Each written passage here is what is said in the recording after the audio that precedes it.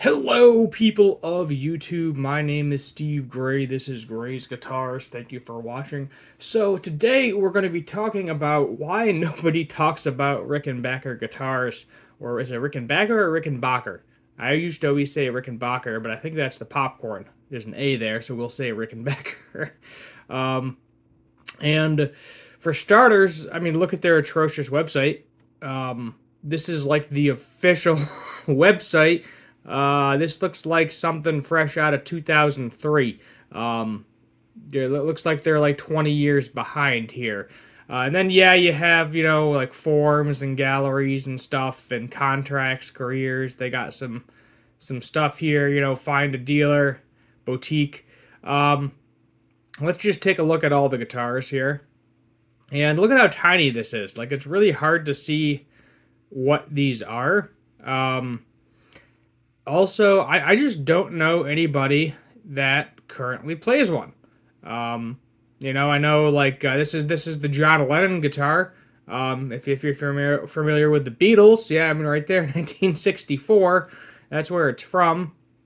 But they're known for having dual truss rods, meaning that there's two truss rods in the neck. A lot of people are kind of like indifferent with the neck shape. A lot of people complain that it's like too thin, things along those lines. I'm actually curious of the scale length. This one is 21 inches, so I don't know if they have traditional scale lengths. Let's see if we can just click on random ones here.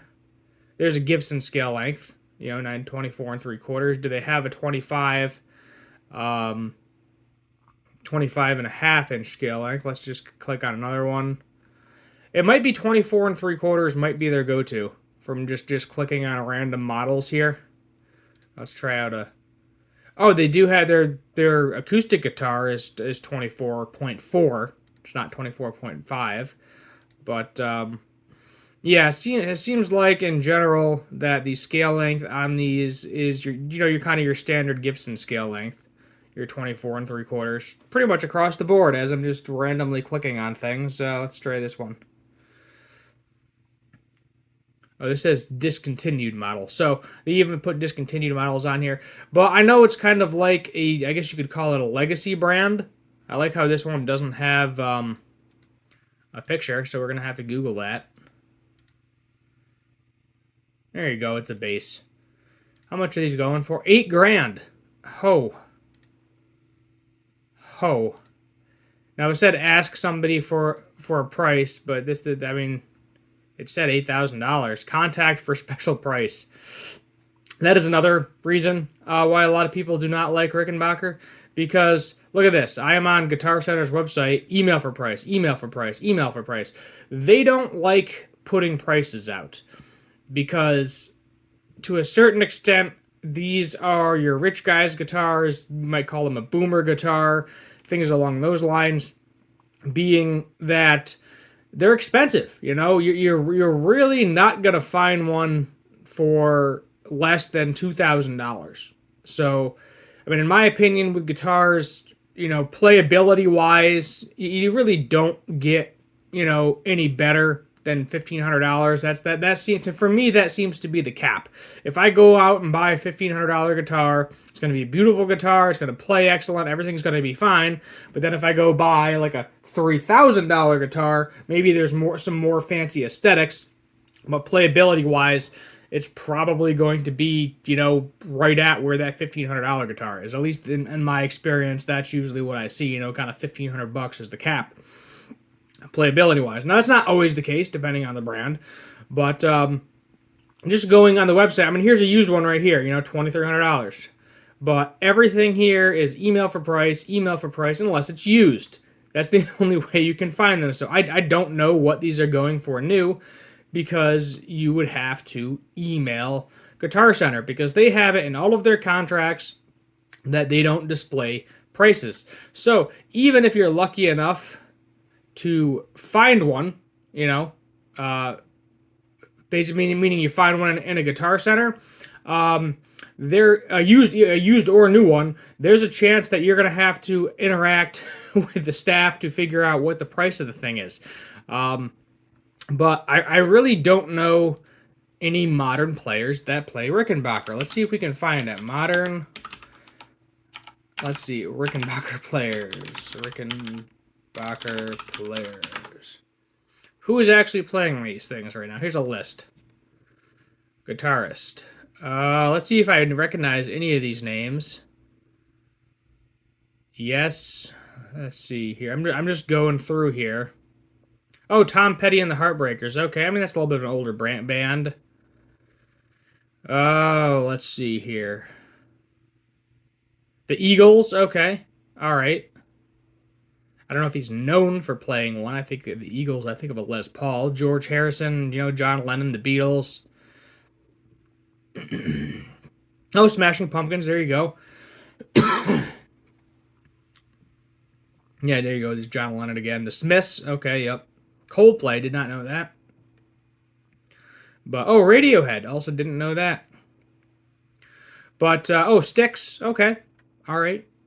Unaware of that. The Who. Also unaware of that. But, Cheap Trick, Radiohead, Beach Boys. Okay. So, yeah, I mean, they got some bands. But if you look down the list... Okay, here's a newer one. Cole Preston of the Wallows, which I've never heard of this band in my life. They must be new. Yeah, 2017 to present, so they are newer. But if you think about it, that's kind of my point. If you think about it, who actually is playing these things out? Who can afford these things out? When I see players playing out, it's typically ESP, Gibson, Fender, PRS. Those are kind of the main four. And then you do see some that have Ibanez, Charvel I've seen, which, that's basically just a Fender now anyway at this point. Jackson once in a while. Schecter once in a while too. But I don't think I've ever gone to a concert and seen somebody... I've seen Styx in concert and they were not playing Rickenbackers. That's something I do at every single concert I go to. Ever since I got into guitars, I analyze all the all the guitars and basses on stage. I don't know enough about drums to figure out what they are, but I'm like, ooh, I know what that guitar is. Ooh, I know what that guitar is. But that's kind of the point. They don't advertise on YouTube. They do not work with content creators. They don't post their prices anywhere. I've never personally played one. I have gone to Guitar Center many a time. I think I've seen a bass. I think I've seen a Rickenbacker bass, but I'm not much of a bass player, so I didn't bother. Equally as expensive, you're talking $2,000 plus for a bass. But I have never seen a Rickenbacker guitar locally where I can physically pick it up and play it without just like, oh, well, I know nothing about this guitar. Let me just drop $3,000 real quick, have it shipped to my house, and figure out if I like it. Yeah, no. Most people do not want to do that. They want to pick it up and physically play it. Even though this day and age, a lot of stuff you kind of have to play online. And if you've been playing for a while, you kind of know what you like anyway, so you can look at the specs of a guitar and figure out kind of generally if you're going to like it before you even get it in your hand.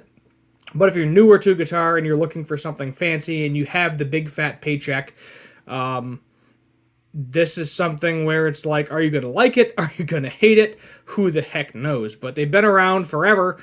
They're not going away because apparently somebody's still out there buying them. Beatles fans probably.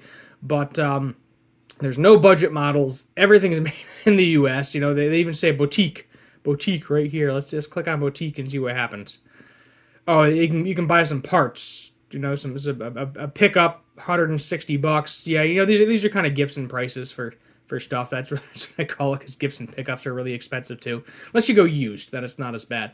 But let me know your thoughts on these things. I honestly think this video is not going to get a lot of traction because not a lot of people play them. I don't think there's an audience for them clearly, but I don't think there's a gargantuan audience for them.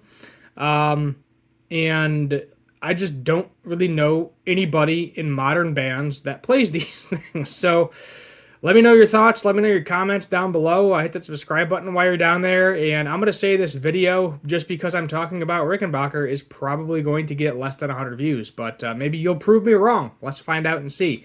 Thank you for watching. My name is Steve Gray. This is Gray's Guitars. And as always, have a good one.